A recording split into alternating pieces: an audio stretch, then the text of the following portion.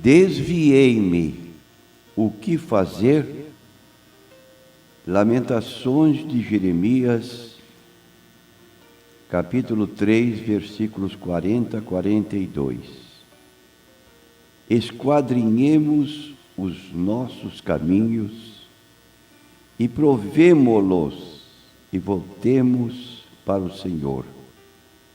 Levantemos os nossos corações com as mãos para Deus nos céus, dizendo: nós transgredimos e fomos rebeldes, por isso tu não nos perdoaste. Prezados ouvintes,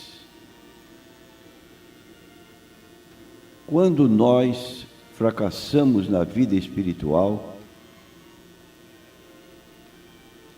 o que devemos fazer? Há pessoas que, quando assim acontece, infelizmente, ficam sem um rumo a tomar, às vezes ignorando que Deus pode perdoar e dar uma nova chance, uma nova oportunidade, e se assemelham a Jeremias, que estava lamentando profundamente a situação que enfrentava por causa dos pecados do povo de Israel. Estavam na iminência de serem derrotados pelo rei da Babilônia, Nabucodonosor, por causa dos seus pecados, e Jeremias aconselhava o povo a que não enfrentasse em batalha o exército de Nabucodonosor, porque seriam vencidos certamente, considerando que havia um castigo da parte de Deus por causa da apostasia do povo.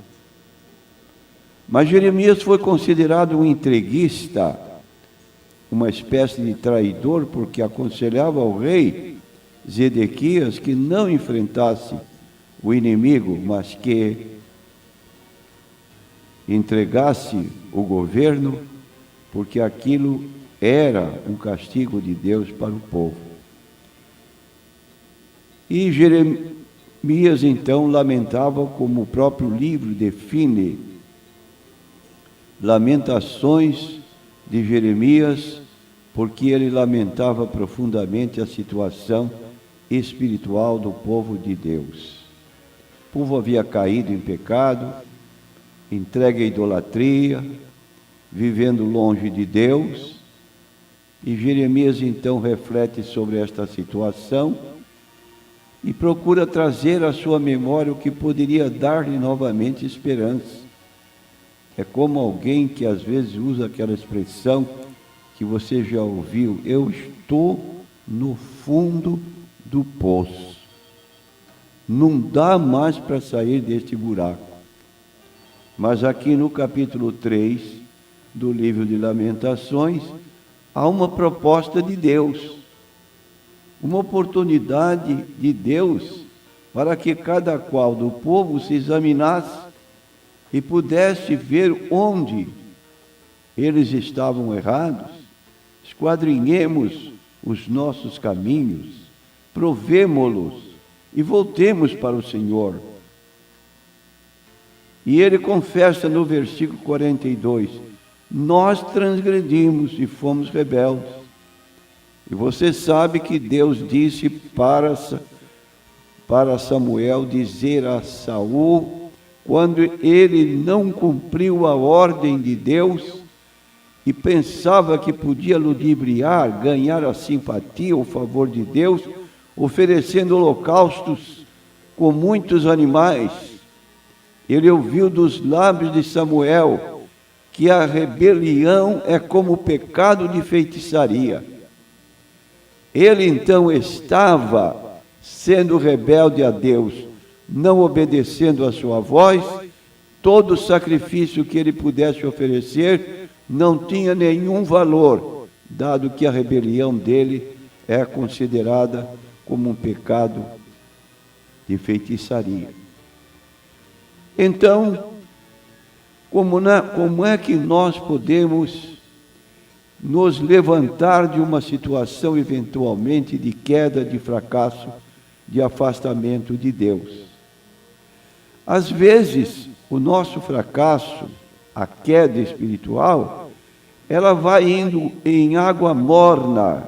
Deus está dando tempo para que nós consideremos os nossos caminhos e possamos espontaneamente voltar para Ele. Mas acontece que, por vezes, utilizamos esta oportunidade, este tempo, esta liberdade que Deus nos dá, para continuarmos vivendo levianamente. Quando não aproveitamos o tempo que Deus nos dá para tirar do buraco, porque em Jesus nós somos libertos do pecado. Jesus disse aos seus seguidores, em João capítulo 8, versículo 31, se permanecerdes nas minhas palavras, verdadeiramente sereis meus discípulos e conhecereis a verdade, e a verdade vos libertará.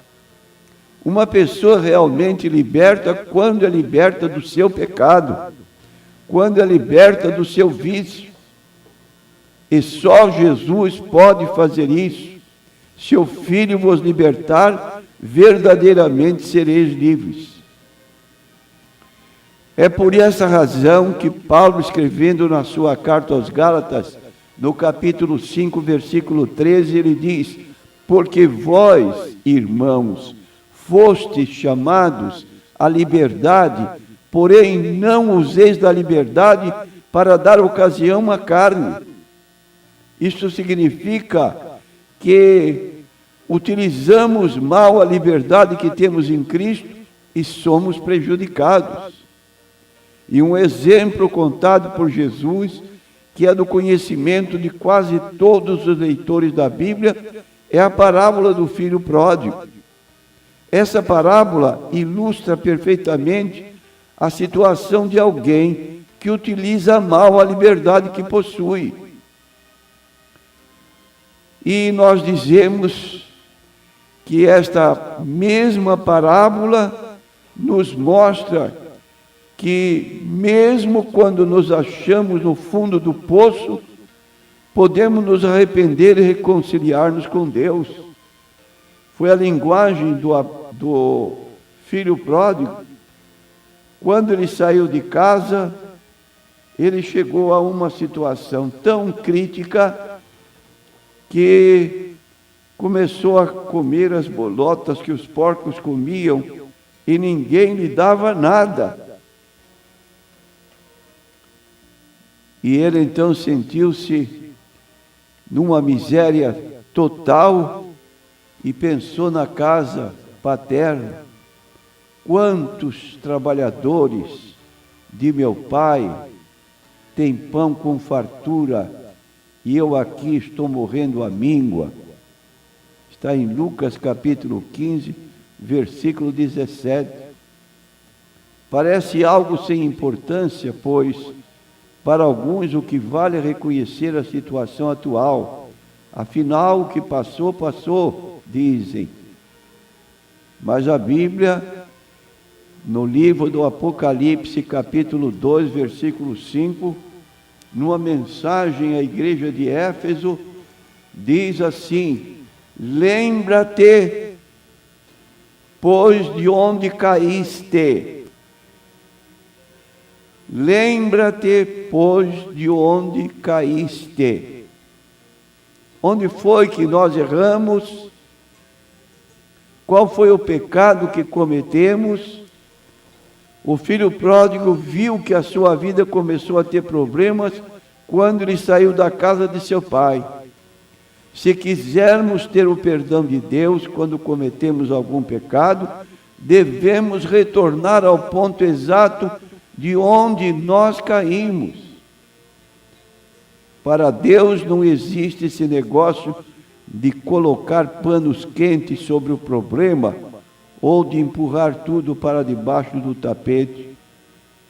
Deus exige uma confrontação com os nossos erros. O que ocorre é que queremos maquiar nosso pecado. A uma maledicência nós damos o título de fofoca. A uma prostituição é chamada prova de amor. Uma mentira é chamada de mentirinha. E quero dizer que todo pecado tem o seu nome. Devemos, pois, chamá-lo pelo nome. Nada de tentar amenizá-lo ou ignorá-lo.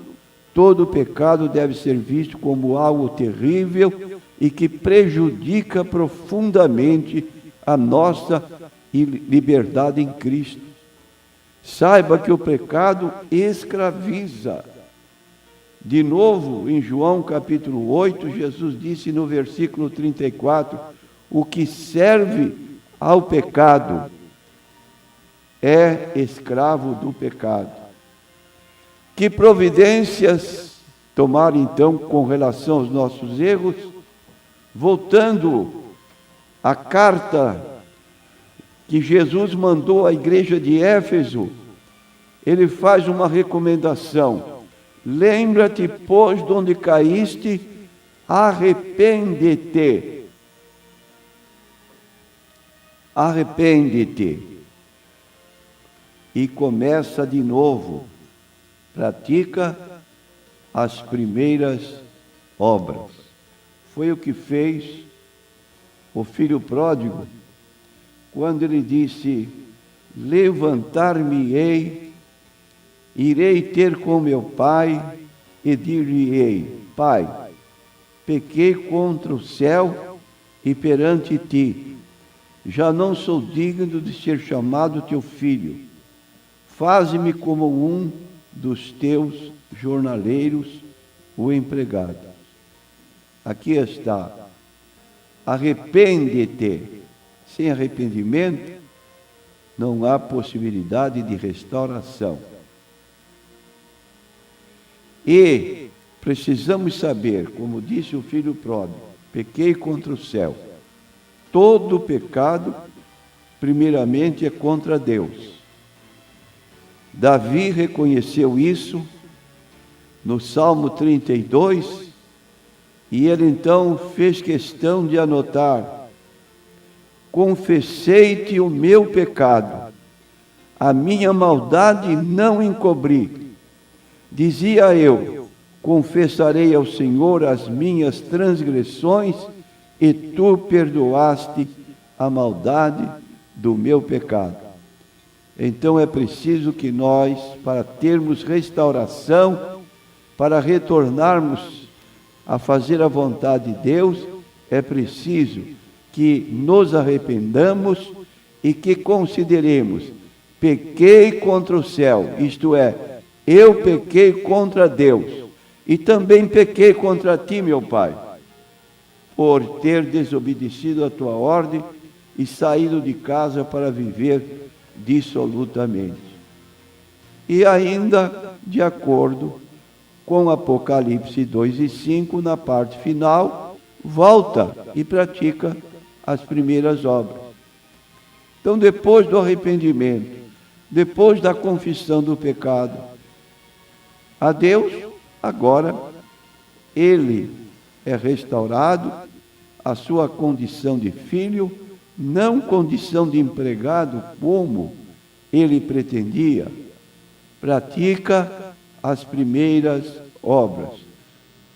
Começa de novo. Então a pergunta, desviei-me, o que fazer?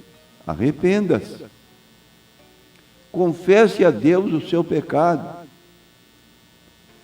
E começa de novo a sua carreira cristã. O filho pródigo foi recebido alegremente pelo pai, foi comemorado o seu retorno com uma festa, e assim a alegria no céu por um pecador que se arrepende, mais do que por 99 justos que não precisam de arrependimento. É melhor não cair. É melhor vivermos, como disse Paulo em 1 Coríntios 15, 58. Sede firmes, sede firmes, sede firmes e constantes, sempre abundantes na obra do Senhor. Essa é a vontade de Deus para conosco. Mas se eventualmente viermos a desviar-nos ou cair, não permaneçamos no erro, mas nos arrependamos, confessemos a Deus que pecamos, falando corretamente o nome do pecado, e vamos ser restaurados para servir a Deus novamente. Amém.